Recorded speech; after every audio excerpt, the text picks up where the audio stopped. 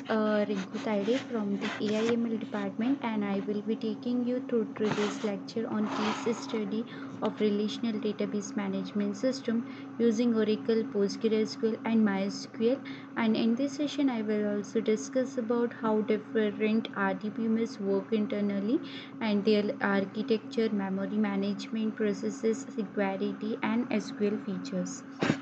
So let's begin.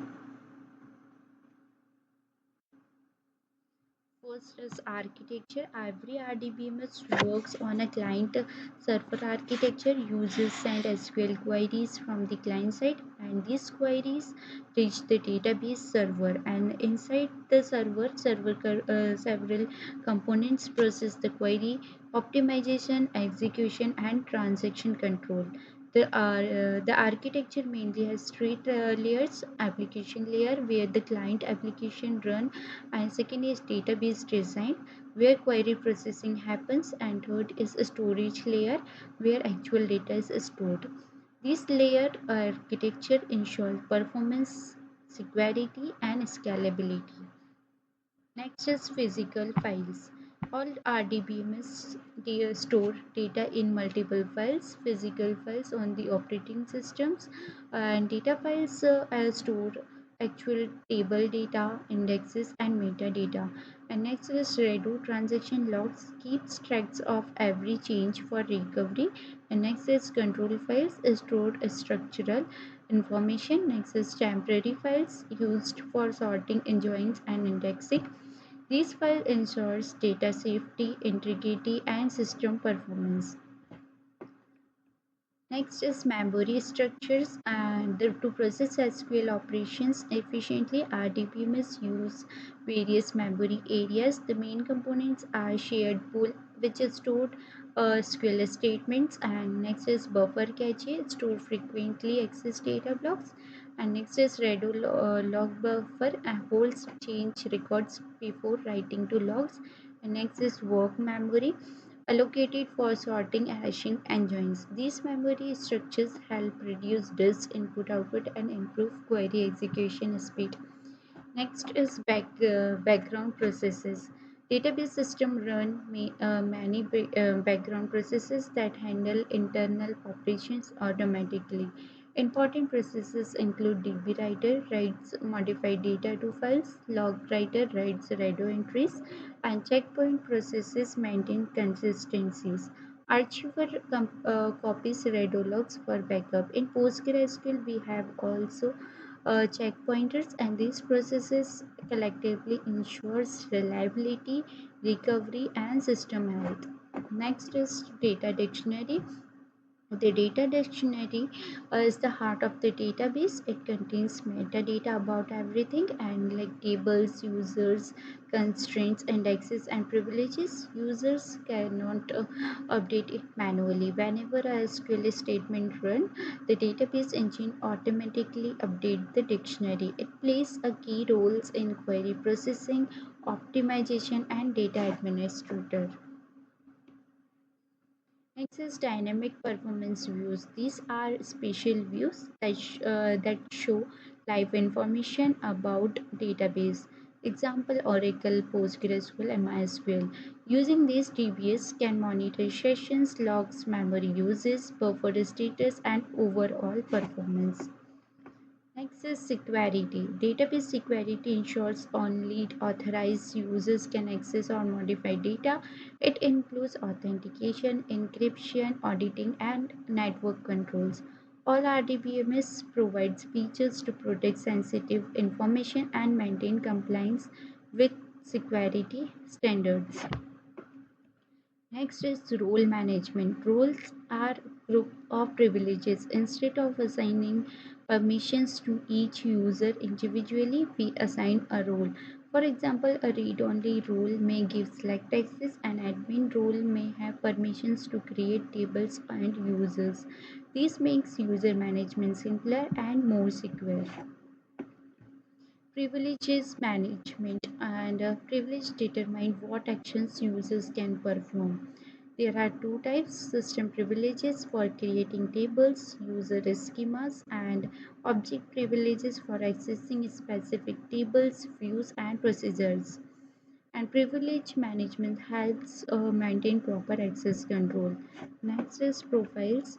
Profiles control user resource limits. They can ensure password policies, maximum login attempts, CPU time limits, and ideally session time. Profiles is security and prevents misuse of resources. Next is invokers define security model when executing the stored procedures.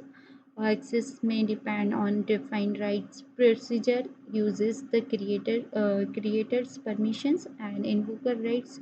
Procedure uses the caller's permissions. Invoke writers are more secure and increase reusability. Next is SQL queries. SQL queries are used to interact with the database. We use select, insert, update, and delete to manipulate data. Queries help us to filter, sort, join, and group information. SQL is the backbone of every relational system. Next is hierarchical queries. Hierarchical queries are used to fetch parent-child relationship like manager structure. Oracle uses connect by prayer, when whereas MySQL and PostgreSQL use recursive CTES, and these queries help visualize and analyze tree structured data. Next is inline queries. Inline queries or subqueries are queries inside another query. They are used for comparing results, filtering data, and computing intermediate values. Subqueries simplify complex logic by breaking it into smaller steps. Next is flashback queries. Flashback queries allows us to view past data as it earlier. Using undo information, we can recover deleted rows or check previous states without restoring backups. This is a powerful historical feature. Next is ANSI SQL. ANSI provides standard syntax for SQL queries. It ensures across different RDBMS, and this makes applications portable between Oracle, MySQL, and PostgreSQL. Next is cursor management. A cursor points to the result set written by a query. Two types commonly used: nested cursors and parameterized cursor. In nested cursor, cursors inside cursor, and parameterized cursors take input parameters. Cursors help in row by row processing. Next is stored procedures. Stored procedures are pre-compiled SQL programs stored in the database. They run faster, encapsulate business logic, and reduce application workload. Parameters like in, out, and in out make them flexible. User-defined functions. User-defined functions returns a value or a table after processing input. They are used for calculations, formatting, custom logic. However, many bases restrict the UDF from performing transactions. Next is triggers. Triggers execute automatically when insert, update, and delete is performed. They are used for audit logs, data validation, maintaining integrity. Triggers remove the need for manual execution of rules. Next is